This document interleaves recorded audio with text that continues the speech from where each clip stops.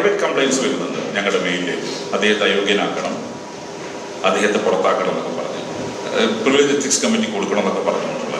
അപ്പം അതിൽ privilege ethics കമ്മിറ്റിക്ക് സ്പീക്കർക്ക് മൂവ് ചെയ്യാൻ സാധിക്കണമെങ്കിൽ സഭക്കകത്തിൽ ഏതെങ്കിലും സാമാജികന്മാർ പരാതി തരണം.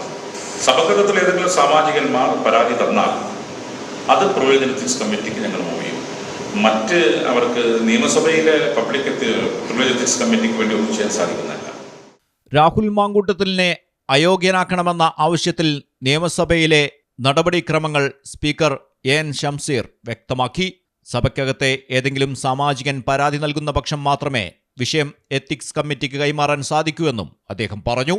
നിലവിൽ ഇമെയിൽ ഉൾപ്പെടെ നിരവധി സ്വകാര്യ പരാതികൾ ലഭിക്കുന്നുണ്ടെങ്കിലും സ്പീക്കർക്ക് സ്വമേധയാ ഇതിൽ നടപടി സ്വീകരിക്കാൻ നിയമപരമായ പരിമിതികളുണ്ടെന്നും ഷംസീർ വ്യക്തമാക്കി. News desk Malayalam television.